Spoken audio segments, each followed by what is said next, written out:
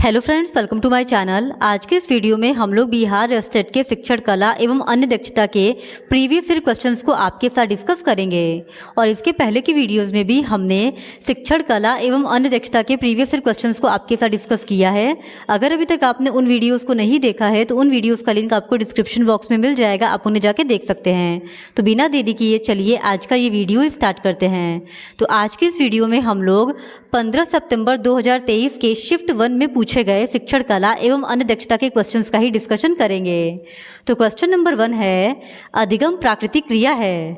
तो इस क्वेश्चन का सही जवाब है ऑप्शन डी, जीवित प्राणी का। अधिगम एक सतत और जीवन पर्यंत चलने वाली प्रक्रिया है जिसमें व्यक्ति अपने अनुभवों से सीखता है। फिर क्वेश्चन नंबर 2, अधिगम प्रक्रिया का अंतःक्रिया घटक है। तो इस क्वेश्चन का सही जवाब है ऑप्शन डी, ये सभी। अधिगम या सीखने की प्रक्रिया में उच्च स्तर सोच, ध्यान और स्मृति शामिल होते हैं। फिर क्वेश्चन नंबर 3, संज्ञानात्मक शिक्षण का प्रथम चरण है। तो इस क्वेश्चन का सही जवाब है ऑप्शन ए, सूचना। संज्ञानात्मक शिक्षण का प्रथम चरण सूचना से है, इसीलिए संज्ञानात्मक शिक्षण की प्रक्रिया में सूचना का अधिग्रहण प्रथम चरण होता है। फिर क्वेश्चन नंबर 4, अनुदेशात्मक उद्देश्य है। तो इस क्वेश्चन का सही जवाब है ऑप्शन डी, ये सभी। फिर क्वेश्चन नंबर 5, ब्लूम का वर्गीकरण की शुरुआत हुई। तो इस क्वेश्चन का सही जवाब है ऑप्शन सी, शिकागो यूनिवर्सिटी से। ब्लूम का वर्गीकरण, जिसे ब्लूम टैक्सोनॉमी के नाम से भी जाना जाता है, इसकी शुरुआत शिकागो यूनिवर्सिटी से हुई थी और इसका निर्माण महान शैक्षिक मनोवैज्ञानिक डॉक्टर बेंजामिन ब्लूम ने किया था। फिर क्वेश्चन नंबर 6, शिक्षण की आधुनिक विधि की विशेषता है। तो इस क्वेश्चन का सही जवाब है ऑप्शन डी, उपरोक्त सभी। यानी शिक्षण की आधुनिक विधि की विशेषता क्रिया केंद्रित, समकक्ष सहयोग और अन्योन क्रिया, ये सभी हैं। फिर क्वेश्चन नंबर 7, आगमन विधि प्रोत्साहित करती है। तो इस क्वेश्चन का सही जवाब है ऑप्शन डी, उपरोक्त सभी को। यानी आगमन विधि छात्र की भागीदारी को, रुचि को और करके सीखने को प्रोत्साहित करती है। फिर क्वेश्चन नंबर 8, रोल प्ले विधि की कमजोरी है। तो इस क्वेश्चन का सही जवाब है ऑप्शन ए, ध्यान केंद्रण का अभाव। रोल प्ले विधि की कमजोरियों में से एक ध्यान केंद्रण का अभाव है। फिर क्वेश्चन नंबर 9, पाठ योजना निर्धारित करता है। तो इस क्वेश्चन का सही जवाब है ऑप्शन ए, अधिगम उद्देश्य। पाठ योजना मुख्य रूप से अधिगम उद्देश्य को निर्धारित करता है। फिर क्वेश्चन नंबर 10, 5E मॉडल विकसित हुआ था। तो इस क्वेश्चन का सही जवाब है ऑप्शन बी, रचनात्मकतावाद के लिए। 5E मॉडल रचनात्मकतावाद के लिए विकसित किया गया था और यह मॉडल सक्रिय शिक्षा पर आधारित है, जिसमें छात्र समस्याओं को हल करके नई अवधारणाओं की जांच करने के लिए सहयोग से काम करते हैं। फिर क्वेश्चन नंबर 11, सूक्ष्म शिक्षण का उद्देश्य है। तो इस क्वेश्चन का सही जवाब है ऑप्शन ए, शिक्षकों में शिक्षण कौशल का विकास करना। फिर क्वेश्चन नंबर 12, अनुदेशन प्रदान किया जाता है। तो इस क्वेश्चन का सही जवाब है ऑप्शन ए, कक्षा के अंदर। अनुदेशन कक्षा के अंदर प्रदान किया जाता है। फिर क्वेश्चन नंबर 13, अंतःक्रिया विश्लेषण की प्रक्रिया है। तो इस क्वेश्चन का सही जवाब है ऑप्शन सी, ए और बी दोनों, यानी अंकन प्रक्रिया और अंकन अर्थापन प्रक्रिया, ये दोनों ही अंतःक्रिया विश्लेषण की प्रक्रिया है। फिर क्वेश्चन नंबर 14, कक्षा स्थापित करना उदाहरण है। तो इस क्वेश्चन का सही जवाब है ऑप्शन ए, कक्षा प्रबंधन का। फिर क्वेश्चन नंबर 15, समावेशी कक्षा में एक शिक्षक को चाहिए। तो इस क्वेश्चन का सही जवाब है ऑप्शन सी, सभी संस्कृतियों को सम्मान एवं महत्व दे। समावेशी कक्षा में एक शिक्षक को सभी संस्कृतियों का सम्मान करना चाहिए एवं उसे समान महत्व देना चाहिए। फिर क्वेश्चन नंबर 16, पाठ्य पुस्तकों का मूल्यांकन निर्भर करता है। तो इस क्वेश्चन का सही जवाब है ऑप्शन डी, उपयुक्त सभी पर। पाठ्य पुस्तकों का मूल्यांकन शिक्षा के उद्देश्य, विषय वस्तु की रचना एवं प्रस्तुतिकरण तथा अभिन्यास एवं रचना पर निर्भर करता है। फिर क्वेश्चन नंबर 17, पुस्तकालय का उद्देश्य है। तो इस क्वेश्चन का सही जवाब है ऑप्शन ए, ज्ञान और सूचना प्रदान करने के लिए। पुस्तकालय का उद्देश्य ज्ञान और सूचना प्रदान करने के लिए होता है। फिर क्वेश्चन नंबर 18, प्रभावी शिक्षक है। तो इस क्वेश्चन का सही जवाब है ऑप्शन सी, जो छात्रों को सीखने के लिए प्रेरित करते हैं। फिर क्वेश्चन नंबर 19, एक व्यक्ति पेशे के रूप में शिक्षण का आनंद ले सकता है जब वह। तो इस क्वेश्चन का सही जवाब है ऑप्शन बी, छात्रों से सम्मान पाकर। एक व्यक्ति पेशे के रूप में शिक्षण का आनंद तभी ले सकता है जब वह छात्रों से सम्मान पाता है। फिर क्वेश्चन नंबर 20, उत्तम शिक्षक को न्यूनतम ढंग से किस स्तर तक शिक्षण करना चाहिए? तो इस क्वेश्चन का सही जवाब है ऑप्शन ए, अवबोध स्तर तक। अवबोध स्तर वह स्तर है जहां छात्र नई जानकारी को समझने में सक्षम होता है, और यदि छात्र नई जानकारी को समझने में सक्षम नहीं है तो वह उसे याद भी नहीं कर पाएगा। इसीलिए उत्तम शिक्षक को न्यूनतम ढंग से अवबोध स्तर पर शिक्षण करना चाहिए। फिर क्वेश्चन नंबर 21, मूल्यांकन प्रक्रिया है। तो इस क्वेश्चन का सही जवाब है ऑप्शन सी, उपरोक्त दोनों। यानी मूल्यांकन एक मात्रात्मक और गुणात्मक दोनों ही प्रक्रिया है। फिर क्वेश्चन नंबर 22, शिक्षा में मूल्यांकन के त्रिकोण का भाग है। तो इस क्वेश्चन का सही जवाब है ऑप्शन डी, अधिगम अनुभव। फिर क्वेश्चन नंबर 23, मूल्यांकन भूमिका अदा करता है। तो इस क्वेश्चन का सही जवाब है ऑप्शन डी, उपरोक्त सभी। मूल्यांकन शिक्षण में, परीक्षण में और पाठ्यचर्या में, इन तीनों में ही भूमिका अदा करता है। फिर क्वेश्चन नंबर 24, पाठ्यचर्या क्या सिद्धांत आधारित है? तो इस क्वेश्चन का सही जवाब है ऑप्शन डी, उपरोक्त सभी पर। पाठ्यचर्या का सिद्धांत विषय वस्तु, छात्र और गतिविधि, इन तीनों पर आधारित है। फिर क्वेश्चन नंबर 25, शिक्षा बिना बोझ किसके द्वारा दिया गया है? तो इस क्वेश्चन का सही जवाब है ऑप्शन बी, प्रोफेसर यशपाल। शिक्षा बिना बोझ का विचार प्रोफेसर यशपाल के द्वारा दिया गया था। उन्होंने 1992-93 में राष्ट्रीय ज्ञान आयोग के लिए यह रिपोर्ट लिखी थी। उन्होंने भारतीय शिक्षा प्रणाली में सुधार के लिए कई सुझाव दिए थे, जिसमें एक छात्रों पर बोझ को कम करने का था। फिर क्वेश्चन नंबर 26, बच्चों का समाजीकरण शुरू होता है। तो इस क्वेश्चन का सही जवाब है ऑप्शन बी, परिवार से। बच्चों का समाजीकरण सबसे पहले परिवार से शुरू होता है। फिर क्वेश्चन नंबर 27, प्रक्रिया जो बच्चा को सामाजिक रूप से अनुकूल बनाता है। तो इस क्वेश्चन का सही जवाब है ऑप्शन सी, समाजीकरण।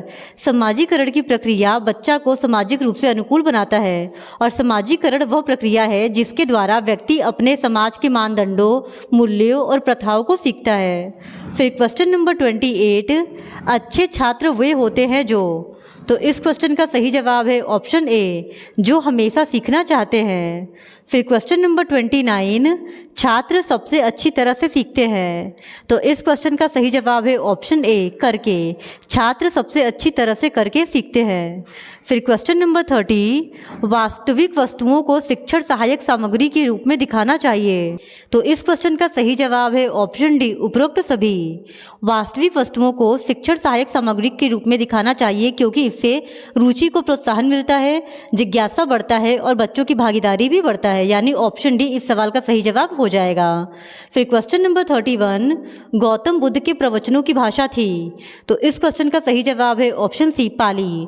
गौतम बुद्ध के प्रवचनों की भाषा पाली थी, और गौतम बुद्ध ने अपना प्रथम उपदेश सारनाथ में दिया था, जिसे बौद्ध धर्म ग्रंथों में धर्म चक्र प्रवर्तन के नाम से जाना जाता है। फिर क्वेश्चन नंबर 32, राम का पुल या राम सेतु निम्नलिखित में से किस जलडमरू मध्य में स्थित है? तो इस क्वेश्चन का सही जवाब है ऑप्शन बी, पाक जलडमरू मध्य।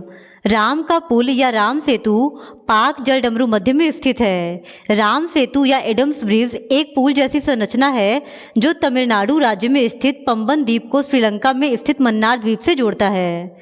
फिर क्वेश्चन नंबर 33, मार्च 2020 में लॉकडाउन के दौरान प्रमुख क्षेत्रों में किस क्षेत्र की वृद्धि सकारात्मक रही? तो इस क्वेश्चन का सही जवाब है ऑप्शन सी, कोयला। लॉकडाउन के दौरान कोयला के क्षेत्र में सकारात्मक वृद्धि रही, जबकि अन्य क्षेत्रों में नकारात्मक वृद्धि देखने को मिली थी। फिर क्वेश्चन नंबर 34, निम्नलिखित में से किस वर्ष में बिहार और उड़ीसा बंगाल से अलग हुए? तो इस क्वेश्चन का सही जवाब है ऑप्शन बी, 1912 में। 22 मार्च 1912 को बंगाल, बिहार, उड़ीसा और असम कानून अधिनियम 1912 के माध्यम से बिहार और उड़ीसा अलग प्रांत के रूप में बंगाल प्रेसिडेंसी से अलग हो गए थे।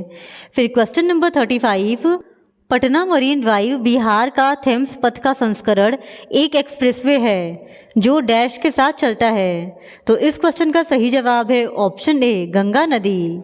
फिर क्वेश्चन नंबर 36, निम्नलिखित में से कौन से प्रदूषक स्मोग के कारण के लिए जिम्मेदार है? तो इस क्वेश्चन का सही जवाब है ऑप्शन सी, भस्मक और वाहनों से उत्सर्जन दोनों। फिर क्वेश्चन नंबर 37, पुनर्नवीनीकरण कागज को खाद्य कंटेनरों में उपयोग के लिए प्रतिबंधित क्यों किया गया है? तो इस क्वेश्चन का सही जवाब है ऑप्शन बी, क्योंकि यह संदूषण पैदा करता है।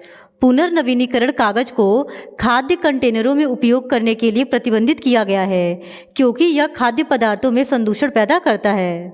फिर क्वेश्चन नंबर 38, बड़े पैमाने पर पेड़ों की कटाई कहलाती है? तो इस क्वेश्चन का सही जवाब है ऑप्शन ए, वनों की कटाई। बड़े पैमाने पर पेड़ों की कटाई को निर्वनीकरण कहते हैं। फिर क्वेश्चन नंबर 39, निम्नलिखित में से कौन सी ग्रीन हाउस गैस नहीं है? तो इस क्वेश्चन का सही जवाब है option D, carbon monoxide. Carbon monoxide एक ग्रीन हाउस गैस नहीं है। ग्रीन हाउस गैसें वो गैसें होती हैं जो पृथ्वी के वातावरण के तापमान में वृद्धि और जलवायु परिवर्तन एवं भूमंडलीय उष्मीकरण के लिए उत्तरदायी होती हैं। और ग्रीन हाउस प्रभाव वह घटना है जिसमें सूर्य से आने वाली उष्मीय विकिरण पृथ्वी के वातावरण में ग्रीन हाउस गैसों द्वारा रोक ली जाती हैं। फिर क्वेश्चन नंबर 40, निम्नलिखित में से किस राज्य में अस्थायी वनों के तहत सबसे बड़ा क्षेत्र है? तो इस क्वेश्चन का सही जवाब है ऑप्शन बी, मध्य प्रदेश। भारत में मध्य प्रदेश राज्य में अस्थायी वनों के तहत सबसे बड़ा वन क्षेत्र है। फिर क्वेश्चन नंबर 41, यदि एक आयत की लंबाई और चौड़ाई 10 मीटर और 8 मीटर है तो उसका क्षेत्रफल ज्ञात कीजिए। तो इस क्वेश्चन का सही जवाब है ऑप्शन सी, 80 वर्ग मीटर। फिर क्वेश्चन नंबर 42, 6,250 की धनराशि पर 12% वार्षिक साधारण ब्याज की दर से 3 वर्ष में प्राप्त होने वाला ब्याज ज्ञात कीजिए। तो इस क्वेश्चन का सही जवाब है ऑप्शन ए, 2,250 रुपये। फिर क्वेश्चन नंबर 43, यहाँ पे इसको सिंप्लीफाई करना है और इसका सही जवाब हो जाएगा ऑप्शन बी, 470। फिर क्वेश्चन नंबर 44, दो संख्याओं का एलसीएम 14,560 है और उनका HCF 13 है। यदि उनमें से एक संख्या 416 है तो दूसरी संख्या है। तो इस क्वेश्चन का सही जवाब है ऑप्शन बी, 455। फिर क्वेश्चन नंबर 45, एक आदमी की छाया की लंबाई आदमी की ऊंचाई की 1/√3 गुना है। सूर्य का उन्नयन कोण क्या होगा? तो इस क्वेश्चन का सही जवाब है ऑप्शन डी, 60 डिग्री। फिर क्वेश्चन नंबर 46, जिस तरह सेना का संबंध सैनिक से है उसी तरह स्कूल का संबंध किससे है? प्रश्न में ये पूछा है।